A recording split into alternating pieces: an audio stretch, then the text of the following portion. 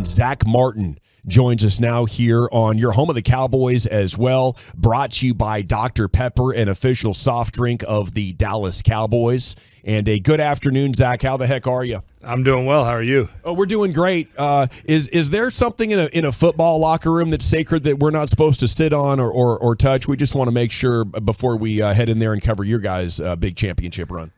No, I think it's all fair game there. What do they have going?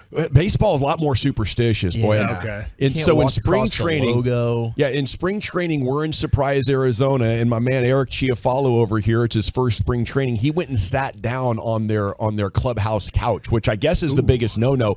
That's only veterans. Oh, okay. Like young players can't even sit on that thing. Yeah. Yeah. No, we got a pretty. We just kind of got our lockers going in ours, so there's not any extra furniture in there. Oh yeah, that's right. Well, you guys watched the World Series last night, or what? I did. Yeah. That was a great game. Great finish there. That pitcher there at the end was throwing some sauce. It's warzy. Man. All the fans are talking about, watching it with their family, their dad or their kids or whatever. You watch that with your boys? No, I watched it. I guess my wife was in the room. She really wasn't paying attention, but she was in the room when it was on. Now, fans are also hoping this kind of like kicks off a championship run for North Texas teams, and obviously that sounds like a great idea. We saw that happen in Boston and Tampa. Would you be up for that? Hell yeah. I would sign me up for that. I'm down for that. So what are your thoughts here as we get ready for the Eagles then? And that would be a big step moving into first place here if you can get them on Sunday. Yeah, it is. And, obviously, probably since my time here, our biggest, I would say our biggest divisional rivalry since I've been here. And obviously they've got a really good football team, and so do we. It should be a good matchup there in Philly Sunday afternoon. Going to have to start fast, be physical with these guys up front. Obviously they put a big priority in their front seven, and it'll be a great test for us. Dak talked about how he likes going and playing in Philly, and I the do. Numbers would show that. Do you agree? Did you like going in there and I playing? do. Philly? It's something about the hostile environment, man, and it doesn't get any more than that. With those fans, and it just brings everyone together because everyone in that stadium hates your guts. So the 53 guys you're rolling in there with, it brings everyone together. Would you like it if the Cowboys fans borrowed a little bit of that Philly routine, or is that too nasty? No, I think it's good, man. It gets, I think we do a good job of kind of using it to our advantage, but it definitely is a fun place to play in. And, those guys are rowdy. They'll be there early in the morning and ready for us when those buses pull in. Yeah, I was talking about Zach last week a little bit when it's some impressive arm strength from that parking lot on 95 when you make that turn and the buses are so quiet. You guys are all sitting there, and then you hear that thumping sound of the eggs hitting the side of the bus. You got to kind of like wheel around the stadium. You know how you go exactly, and turn around. That There's right a off lot 95 right there. Yeah, you're kind of in the kill zone for a while. Oh man! Well, you guys are 11-0 at home now. You got an 11-game win streak, and have you noticed anything to add some success to home, like from the fans? Are they getting a little more rowdy?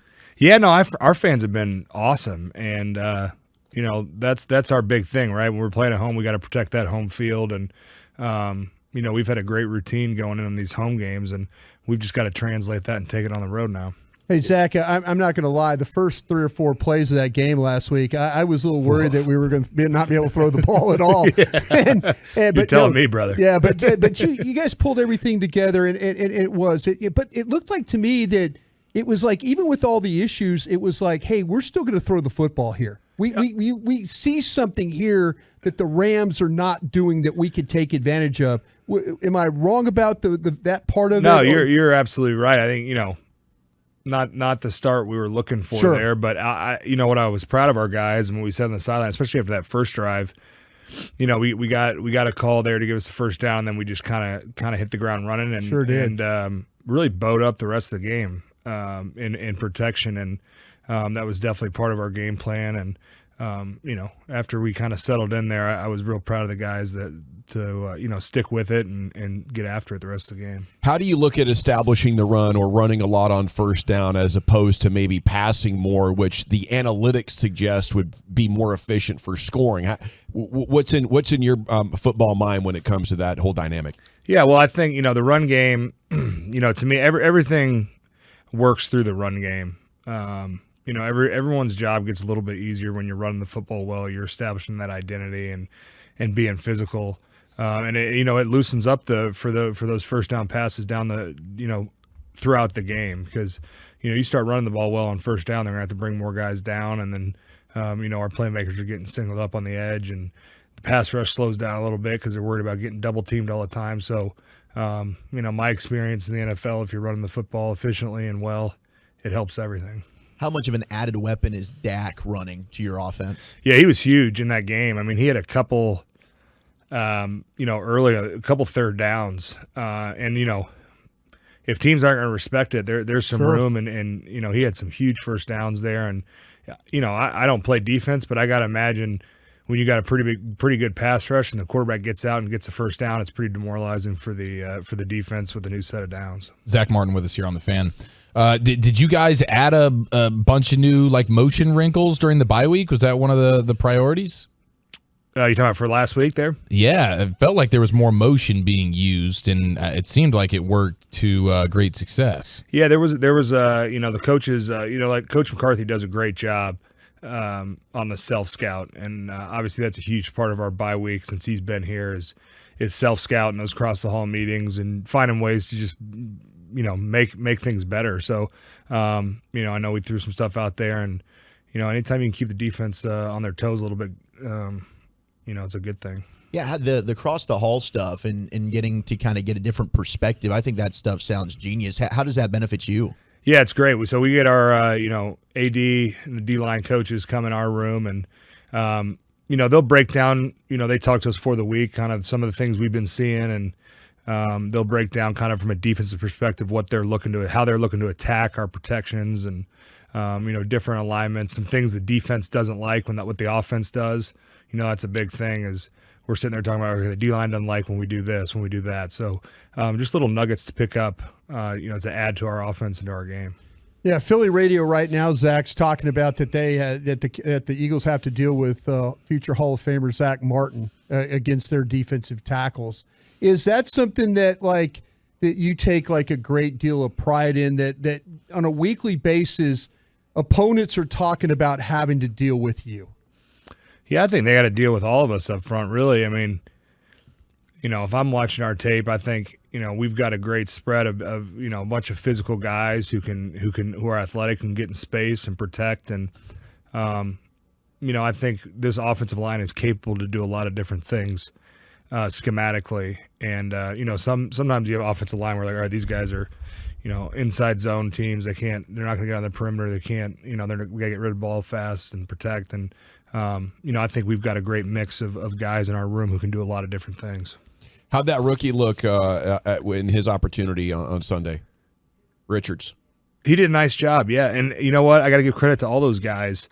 We've had 3 guys play a lot of meaningful snaps so far in this first half of the season, and maybe more than I can remember. There's maybe one here, one there, but to have 3 guys different guys that have started games and come in and done a nice job, I think we got a ton of confidence in those guys, and in TJ, awesome, Bass, and then some of the other guys who haven't got in yet. We've got a ton of confidence and a ton of depth in that O-line room, which is awesome. Zach, it looks like Hoffman wears his eye black terribly. Is that he really cakes it on. I know, and I was just kind of wondering because it's very much like Quentin Nelson does with the Colts. Color your whole face kind of deal. And I was thinking, as a veteran guy, do you just kind of go, hey, Brock, maybe a little much? We good here? Yeah, maybe a little much. I mean, guys have their superstitions, their routines. Okay. I don't know.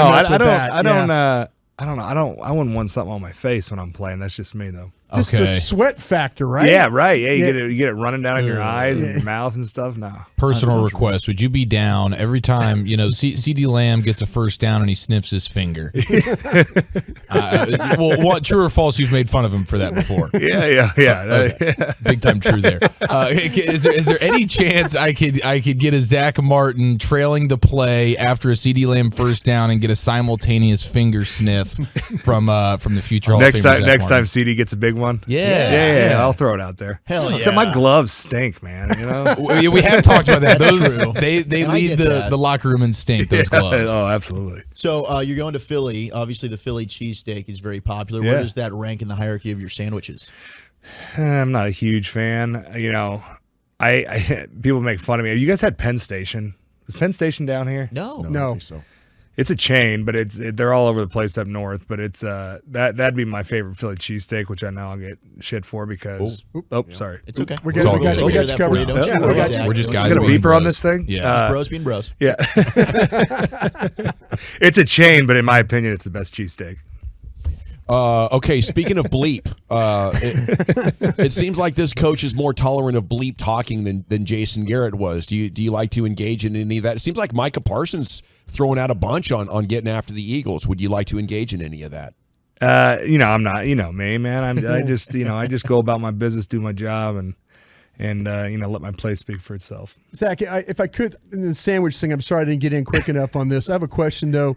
I'm working on right now a Thanksgiving sandwich with Okay. like the turkey, the dressing, cranberries, all on bread. Yes. Am I going down the right path here with that? Could we have Thanksgiving on a sandwich? I think you can. Unpopular opinion. I'm not the biggest Thanksgiving food fan. Okay. I'm just.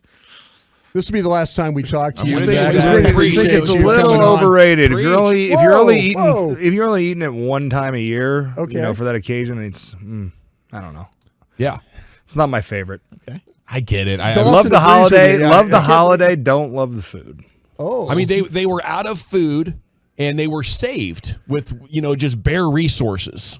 We got like a bird and some vegetables. That's not a feast. Why you two are doing a bit here? You and Like Martin the are doing a cranberry bit. sauce. I've never been a cranberry sauce guy. Thank you. Okay, So so like the ridges in the can, it's So, nostalgic. so what does a Zach Martin Thanksgiving look like? that's imagine what I wanna you know. get to call your own audible. You know, Penn I mean, Station cheesesteak.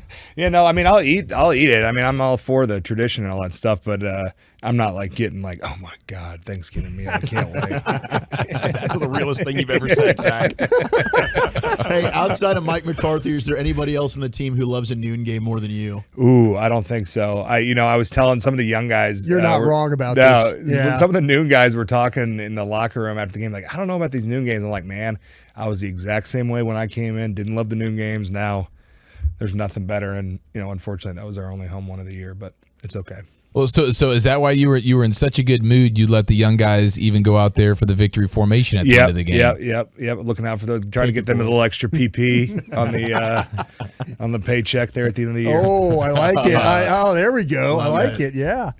Well, Zach, thank you so much. I'm glad we see eye to eye on Thanksgiving. All I know, we're feasting on bird this weekend. Yeah, buddy. there you go. There you go. Love it. Cheers. Give them hell up there. We'll be pulling for you. I appreciate you guys.